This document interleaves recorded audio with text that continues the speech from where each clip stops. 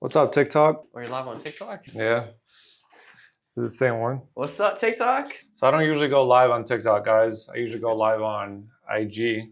It's okay. But I want to bring TikTok into this mix. By the way, if you guys have questions in the meantime, just drop it in the chat and I'll still answer them. We usually run these about 30 minutes.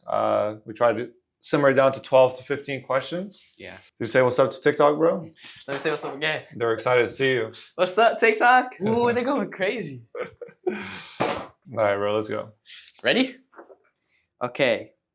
For the first one, we have Alex from Instagram. He asked, do you think entrepreneurship is something you're born with or can anyone learn it? It's kind of like sports, bro. I feel like, if you're like somewhat decent at basketball, you can improve the skills. But like if you suck at basketball, bro, you suck, Because people talk about like, oh, if I train enough, I might be like a really good soccer player. And I think some of that is genetic, man. Yeah. Like I was never like born into being like a good soccer player, but I practiced my whole life. Yeah. So I was decent. Yeah. Right. But like considering how much I practiced, I should have been like up here. Yeah. So I knew I was like, all right, soccer isn't my thing. I mean, what's one thing that you like trained for and you were like, if I keep on training, I'll get better, but it's just like it doesn't get you up there. Right now, so far? Right now. I'll probably say maybe basketball, yeah. Like I can't shoot whatsoever. Like I can do I can dribble. I cannot shoot to save my life. Literally, if there was someone right here to save their life, I would not be able to make it. It's so bad. But do you think you could get like pro level if you practice enough? No. That's what I mean. No. Some things like we're just not born for it. No matter how much we practice. So even entrepreneurship, I feel like you need to have it like a little bit in you. Yeah. And when I'm talking about like the little bits or the little like kind of genes that you truly need is like not really caring what other people say, because I feel like that's like a gene. Having a lot of grind and motive, because I know lazy people, I know like people that just put in hustle. So like some of these things like you're kind of born into like that character. Yeah. And then you just fine tune it a little bit and you become a successful like entrepreneur. No, I see what you're saying, yeah. Okay. We have Eden K from LinkedIn. He asked, I consult small businesses in Tuzla. Okay. But they always push back on pricing. They want cheap services. How do you build authority in marketing where people undervalue marketing? Do you know where Tuzla is? Let me guess. Bosnian. Let's go. Let's go. Easy. What was the question? You want me to say it again? Yeah, say it again, bro. Okay. He said, I consult small businesses in Tuzla. Okay. But they always push back on pricing. They want cheap services. How do you build authority in a market where people undervalue marketing? So, I mean, that's a good question because a lot of markets will underpay you starting off. Even here in the US, even though like it's a big market, I mean, some people do our services for like $100 a month because that's all they're valued at. So it comes down to your value positioning. And the thing is like, it's very hard in Bosnia, first of all, to start making some amazing money because the pool of businesses is small. But the biggest issue that I found in Bosnia is the fact that people don't believe in marketing. Yeah. They don't believe in these like things that we sell here in the US. So how do you make them believe? You gotta get some case studies. So if someone's not willing to pay you more for your consulting services, it's because they don't think the value is there. Okay. But guess what? When you really take on a client and you grow their business and you take them from, let's say, like $1 million to $3 million, dude, whether they believe it or not, they see the numbers. They're like, whatever you did for him, like, do it for me. And when you make someone an extra $2 million, like, it's easy to charge like 30, 40, 50K for that service. Right. But like when you're just starting off and maybe you're helping a business here and there, maybe you got them extra like $1,000 a month. Yeah. You can't charge 3K because you barely make them 1,000. So it comes from proving that your knowledge and your system works. It's also making them enough money so that whatever you charge, it's almost like no brainer for them. We have Thomas from LinkedIn. He asked, do you believe you should build a personal brand first or focus only on the business brand? Nah, Thomas is cooking. Whoever Thomas is, he's cooking. Is that our Thomas, bro? Is he trying to build his own brand? He might be. Or is he? Is he out there? When it comes to your personal brand, are you in Bosnia? Not yet. I move in Bosnia in December. Still in the US. But when it comes to personal brand, versus the business brand. People are like, oh, I don't want to put myself out there. I want to grow the business, and I should focus on the business brand because what I'm doing is for the business. And I agree, but like, there's because it's like I go through this a lot too. Like I'm always thinking, should I push my personal brand or like the Gentech or like the company brand? And I think it's like, I don't know how long Gentech is going to be around. Like, what if it fails? You know, or like, what if the next business I start fails and I dedicated so much into this business and now like it fails and I'm starting from zero? Well, with my personal brand, when I have enough of credibility behind my personal brand, I can start any business. Like I can try this one. I'm like, hey, I'm launching this thing. You know, I really want to help people in this space. Go sign up. If it fails, I still have my like trust and my authority. Hopefully that side hustle didn't ruin my credibility. But if you do it correctly, it shouldn't. And I can easily just go from my brand. So personally, I like growing my brand more than the business one because I can take it to a lot more things. Because like also, when it comes to like business ventures, when you have a strong brand, you're gonna get deal flow. When people know about Amel and they just don't think about just like marketing Gentech, they might be like, wait, I have a business idea, I should approach Amel. Or like, I have this like coaching question, I should approach Amel. Or I have this other thing, I should approach Amel. So you get more deal flow as well. Yeah. Thomas was cooking on that one. Let me introduce the other Egyptian.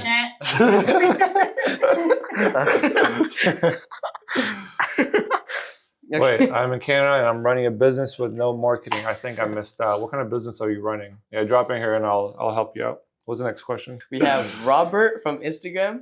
He asked, I'm 26 and I'm making good money, but I can't decide if I should put it all in savings for security or invest aggressively. What would you do in your 20s? What would you do? Other than buy a Rolex? Let me read the question one more time. I'm 26 and making good money. Now you're gonna have to like say so I can understand it a little bit more. I mean, pretty much like he's making money. Should he save it or should he just invest it into his business and his brand? I think invest in his brand. Okay.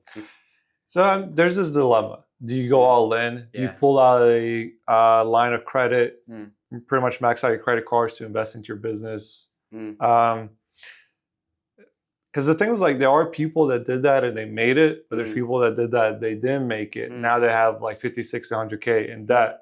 And now they have to go back to a regular job where they can barely save $200 a month. And now like you got to pay it down this debt. So like, I don't know, man. Like I know people talk about like risking it in life, but like I just hate risk. I hate it, man, because I think you can do it without it. Wait, did he mean like all his money? Pretty much everything that's coming in. Do you invest it or do you save some of it? Oh, no. I meant like a little bit. I didn't mean the full money. Some people was like say like you reinvest everything. Like even in like my business, you know, people are like, whatever you're making, put it back into the business. I'm like, I don't know, bro. Because like I follow this thing where it's like truly like dissecting what amount of money you have coming in and then allocating a certain portion. So like if I make, let's say 100K, I do about 10% into like marketing, right?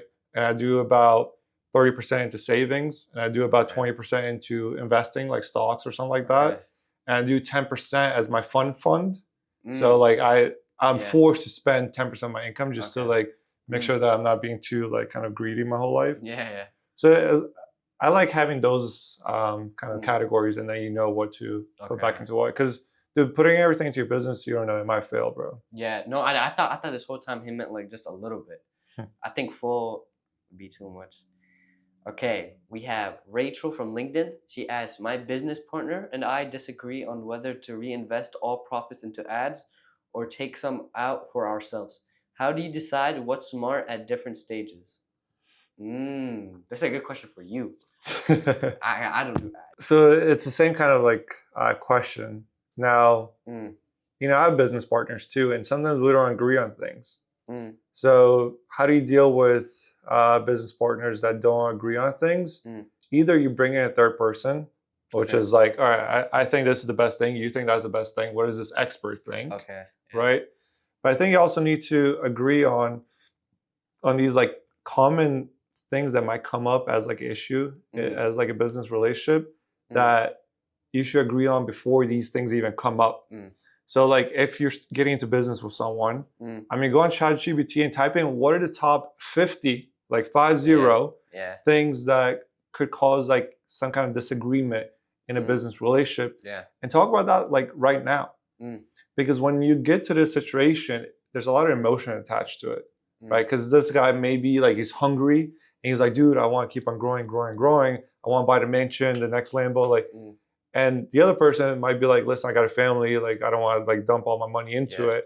So it's very emotional at that point versus logical. But I feel like if you talk about this at the beginning of the relationship, any like normal person would say, isn't it true that you shouldn't dump all your eggs into one basket? It is, right? So let's find the formula. Is it 50-50? So 50% of the money that we got coming in, it goes into ads, 50 goes into like our savings. You know? And then okay, like 2 years later, he's like, bro, let's dump in 100K. I'm like, let's go back to our agreement, you know? Okay, we have... Let me answer this question. Woodwork, kitchen, cabinets, and closets. I do mostly commercial now. So if you're asking what kind of marketing you should do, I mean, you just gotta be out there a little bit more. So I don't know if you're just doing your local area or if you do nationwide, all of Canada, but I would do Google ads and I would do social ads. So I would do social ads just for awareness, because if you're doing commercial, some people in the commercial space, they're all humans too. They scroll through IG anyways and Meta. You can get them there, but a lot of times they are Googling these things. So like cabinetry for my office space or for this like building or whatever it is. And you want to make sure that you're on Google. I know that's an investment. I would allocate maybe 2K on Meta ads, strictly focused on awareness. And I would allocate maybe 5K on Google ads. And when you're starting off, you might be like, oh, dumping 7K into something that I might test. It's worth it because when you figure out the formula, you can truly scale it. And the way I like to think about it is like, how much do I earn from one client? And if you do commercial, you probably make a lot of money. So even if you take home 15 or 10K from your commercial deal, it's worth that full investment. Maybe you broke even on the first deal, but now you figure out a formula to scale so that maybe the first deal you break even, but now the second deal you're profitable, third deal you're even more profitable, and you can scale it, you can hire people and so forth. So if I had your business, I would focus on Meta ads and Google ads. That's for CIA Spy. Okay, we have Jason from LinkedIn. He asked, I run a 4-person agency doing 25K a month. We're profitable, but our churn is brutal. Clients drop after 3 or 4 months. What systems would you put in place to keep them longer? You gotta figure out why they're dropping off. There's a million reasons why someone drops off. Either they lose trust in you, which could literally be from the onboarding where they're like, does my account manager even know what my business is? So it could be like one small thing that the AM or whoever does the onboarding said where it threw off the trust. It could be a month or two later where their budget wasn't big enough to keep on testing. So like they're out of money. The third one is they're truly not making any money with you.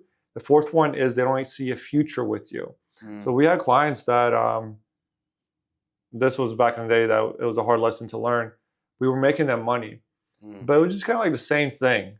Like every month we would just report to them. We're like, hey, you made 4, 5, 6, 10, 11x return.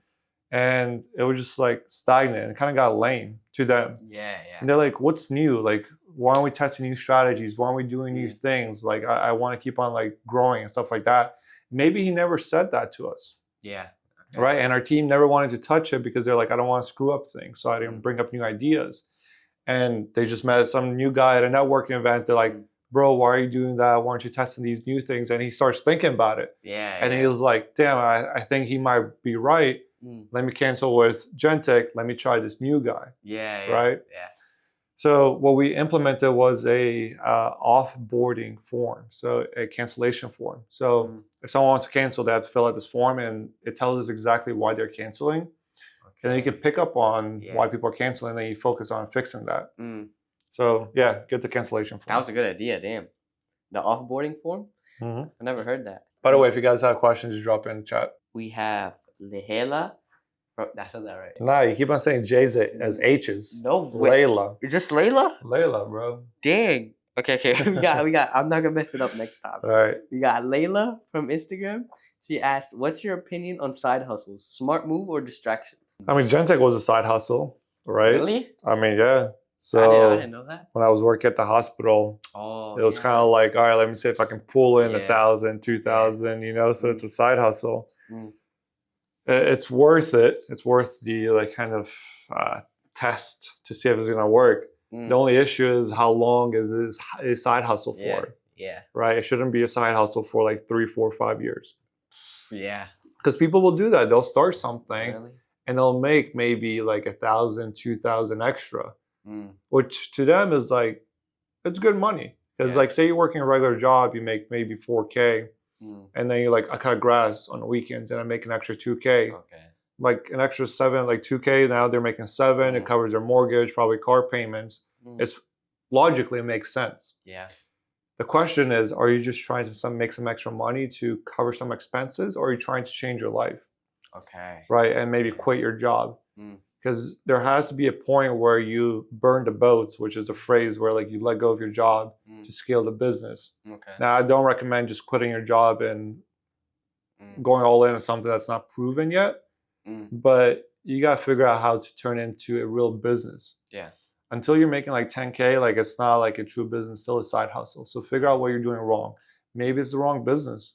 Even if you're making 1,000 or 2K, if you can't scale it, maybe it's the wrong business overall. Yeah. Maybe get into a different business. So you're saying like, for you to quit your job for this side hustle, you would need to make at least 10K a month. My rule of thumb was until I made enough of how much I was making at the hospital, that's when I quit. So I was making 5K at the hospital, and then when I started making 5K with my business, that's when I quit the hospital. Okay, yeah, that's more. Yeah. Okay, we have Harris from TikTok. He asked, if you had $1,000 to help a Bosnian startup grow, where would you spend it first? I would spend it on coffees and dinners and lunches, inviting people to connect with me. Now, it's hard because like if you hit up some big people, it'll be like, hey, do you want to grab coffee? Yeah. In Bosnia, they're more likely to do it than here because people are like, dude, I'm not going to waste my time. You know, sitting with you, I don't even know you. Yeah. But the reason I say that is because relationships are going to be the best bet for him at the beginning. So either take that 1,000 and invest into some community events. So like there's like local events where you can pay like $100 to be part of, and they do like events every week or whatever. Yeah. That would be worth it. Hitting up people, be like, hey, like try to give them some value. Just be like, hey, I looked at your business. I love what you're doing. I know there's this one thing that I think I can solve for you. We did it for so-and-so. Yeah. Would you be open to maybe a quick coffee or lunch? You know, whatever time or date works for you. I would invest into those. I wouldn't do like ads because he needs more relationships. Wait, so if you're starting, this is not really on the topic. Yeah. If you're starting a business from zero, okay, what would you do? Would you like spend money on events, or would you do ads? Would you do content, or what would you do? Depends on the business. Did he say what business he has or no? No, I don't think so. When you're starting off, like relationships are like the best thing. Okay. Running like ads and stuff like that is good when you're like already somewhat in business. Yeah. Right. And you're still kind of small. But like when you're starting off, you just want relationships because it can completely change your life. The right connection can get you a huge deal from the beginning. Right. Getting into the right room where someone's like, hey, I've been thinking about hiring someone else for my marketing. And you're like, shit, I do marketing. And he's like, all right, let's give you a try. Yeah. Right. So you just want to maybe get into those opportunities, or someone's like, hey, I have this idea, but I don't want to do it myself. I know that you have this skill, let's do it together. And then you develop a business partnership with someone that maybe has the stuff that you don't have. Yeah. You know, and then you scale from that. Because a lot of our best businesses came from like relationships. Yeah. Someone referred someone that needed something that was like, listen, let's do it. We'll split everything evenly. Like, then you make millions. How would you get your first client? What would you I would try to do it that way, bro. That way? I would try to like get coffee shop meetings, lunch meetings. I'm going to like events and stuff like that. Because that's what I did to get my first client. Okay. They had There's this thing like they call it markets, which is like they go and sell like candles or necklaces, like lame stuff. Yeah. And I used to go to those, and then I got connected with the organizer. And she was like, yeah, I'll connect you with all my vendors, which is what they call it, the people that sell it. And, you know, I would help them set up, and I'm like, oh, I love your products. What do you do? They're like, oh, I primarily do like these like markets. I'm like, you don't do any marketing? They're like, I don't. I'm like, I can help you out. They're like, yeah, but I don't have a big budget. I'm like, let's start with what you got. And I got my $200 like client, you know? Okay, okay. No, that's smart. That's actually hella smart. But you start from there, and then like now like we get to 10K clients, right? So relationships are like the most important thing, right? Okay. We got Robert from LinkedIn. He asked, do you think traditional media like TV and radio still has a place in 2025 marketing campaigns? I do. I don't like them because they're expensive for what you get, right? I don't know how much a commercial costs nowadays. Let me see. Wait, when he says like TV commercial, does he mean like when you're on the news? Not the news. Just like say, you probably don't even watch TV like that. But let's say that you're watching like some channel, like ESPN. And there's that commercial that comes up. Yeah, about like 1,000 up to 1 million on like Super Bowl like kind of things. Oh, so you could pay to be on those things? Yeah, I mean you pay for it. I thought this whole time they pick you. Nah, you gotta pay for it. So it says a 30-second commercial can cost between 10 to 50K, depending on the channel and so forth. So like, if let's say like it's 30K in the middle. So if I'm investing 30K to run a TV commercial, where else can I allocate that money? Which to me, I'm like, if I dump it into ads, like I'm Meta, bro, everyone's gonna know me, you know? Yeah. But my thing is like, the reason I say I still like TV and radio commercials is because you want to be like everywhere as much as you can. Yeah. You know, because someone might see you on TV, they don't convert, but then they see your ad on Facebook, right? And maybe they convert there. Yeah.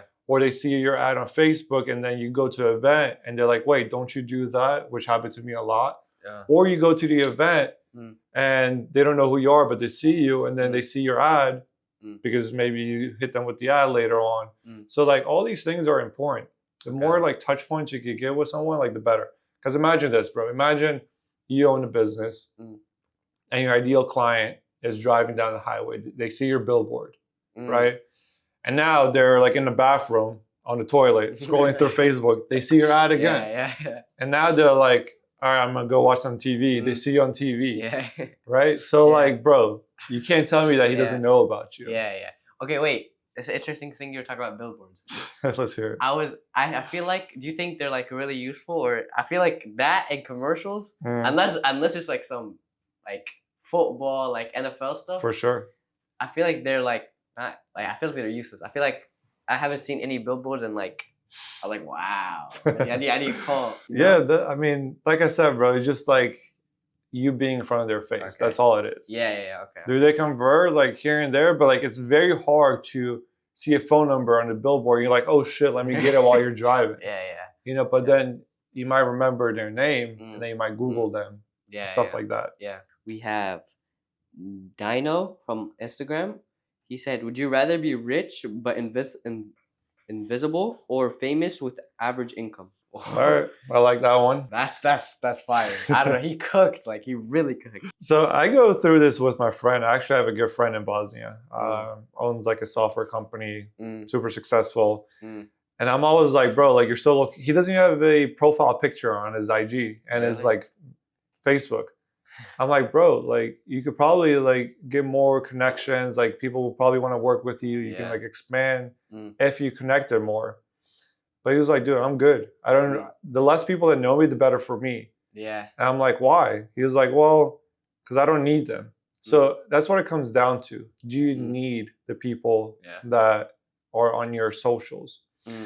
And my thing is like, maybe you don't think you need them, but you never know who's gonna like follow you and be like, yo, let's start up something together and might, you know, make you extra like millions. He doesn't really care about money, I guess.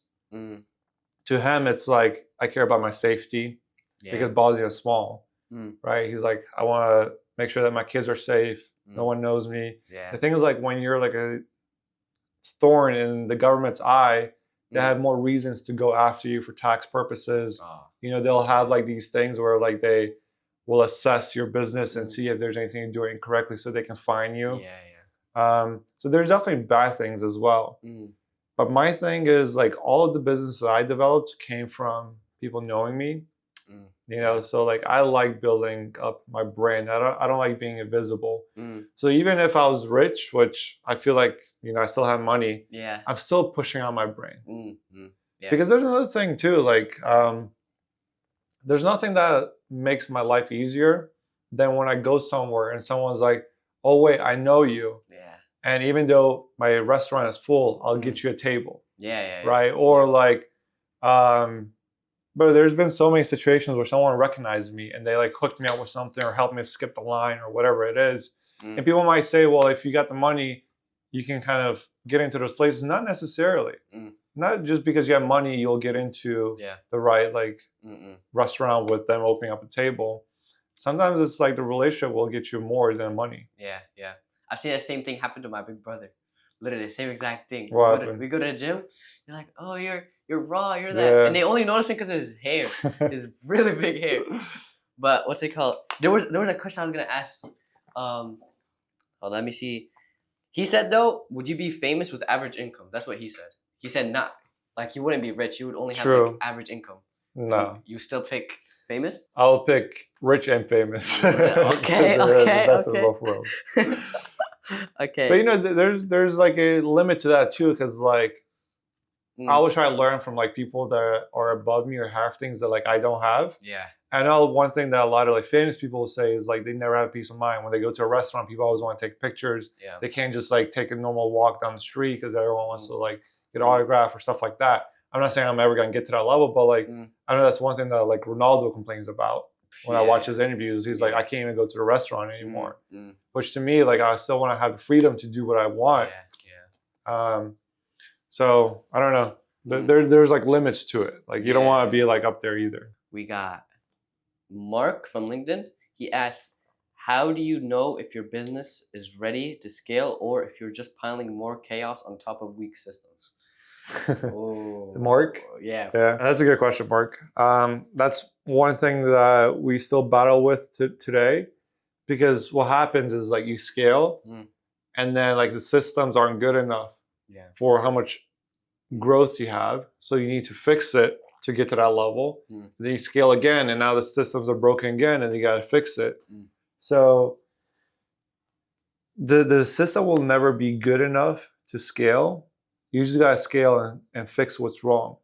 Because a lot of people will pre-assume what they need in order to scale, but like when you start scaling, you start noticing things that you didn't even think about. Right? Maybe the fact that like now like I need HR, even though you're like all I need is a funnel and an ad. It's like no, because now your team is like complaining, they want more time off, they want raises. Like there's always like new levels and new problems. So the system will never be like bulletproof. You just gotta scale and see what's the issue that you're dealing with. That was a good question, Mark. Okay, we have all right, hold on. You know how to say the name? I think this is Bosnian. Any name that's hard, I already know it's Bosnian. Okay, we have Nermina, yeah. Nermina from Instagram.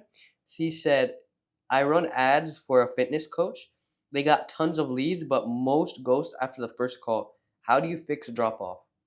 So that's the issue on the client side. What we do in that situation is I'll tell the client to record the sales calls and then send it to us, and I can see what's going on. Because usually if they're ghosting is whatever you did on the first call was shitty. Right? You maybe pitched price too early, maybe you didn't build enough value. And then when you pitch price, they're like, no, I don't want it. So tell your client to send you the sales call and you should review it. Damn, so you're a sales coach too? You have to be, bro. Facts. Okay. This is the last one. All right. We have Juiced Media. He asked, I need help with pricing. How do you charge for meta or understand best time to do management fee versus per lead? So we did per lead for a very specific niche in the insurance space. Where it was one demographic, one type of clients looking for one type of lead that's looking for one type of service. And it was like life insurance. So someone would see the ad that's interested in life insurance. They would submit their information.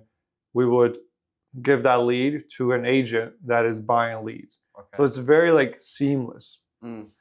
And you can scale that. The issue is when you try and do per lead for a lot of different verticals, like say home improvement. Now you have like a med spa client. Now you have a solar client. It's hard to scale it. It's not predictable. Because per lead, like also like the issue there is that you're dependent on their like ad spend. Okay. Unless you're fronting the ad spend. But I don't know, like I don't like doing per lead because I like to have predictable amount of revenue that we're going to generate. Because 1 month that client might be like, I only want 10 leads this month, and the next month he might want 100, depending on how he's feeling. And it's hard to manage that because you can't just do 10 times the ad spend just like this, because Meta will just spend the money and give you like a bad CPL, which is another thing that I don't like about it, is because you can't control what Meta is going to charge to generate that lead. So if you're selling it for 30 and you get it for 15, cool, you're making double the profit. But what if it skyrockets? What if it goes to 40, which is possible? Now you're in a negative of $10, right? So I like businesses that are simple. I know what the client's paying me. It's predictable, and the client knows what to get as well consistently. And there isn't this variable on how much I might get paid. Okay, wait. I have a question. Let's hear it. Because I have no clue what per lead or management fee means. Management fee is, say you have like a solar company. Okay. Right? And you're like, Amel, I want more solar deals. And I'm like, cool. My fee to manage your ads is $5K a month. Right. I'm going to run your Google ads or your Meta ads. And also I recommend that you spend around $5K in ad spend. Okay. So I take $5K to manage this for you, to make sure that you get decent leads. And depending on the lead cost, if your budget is $5K, you might get 100 leads, you might get 200 leads, depending on the lead cost, right? Okay. Now, there's the other option where you're like, listen, Amel, I only want to pay you per lead. So you give me a lead, I'll pay you $50. Okay. Right? And now it's on me to get these leads and see how cheap I can get them for, so I can make the biggest profit. Because if I get them for 10 and I sell it to you for 50, I make $40. And if I can do 100 of those, I get like 4K, right, in profit. Okay. So that's the difference. So I just don't like it because it's not like controllable. So you don't really like do per lead that much? So we sold the business where we did per lead, the insurance one. We exited. Okay. Really? Yeah. Which one do you use more? So Gentex is all like just like flat fee, plus a portion of ad spend. Okay. So now I know because I'm in that Unfiltered with Amel. Now I know what per lead is. That's right. And I know what management free is. Okay. Okay. Is that it? Yeah, that was the last one. Come say peace to TikTok. Peace, chat. See, now I can't get what my brother did just now in the camera. Yeah, the voice. Yeah. All right, guys. We'll see you guys in the next one. Peace.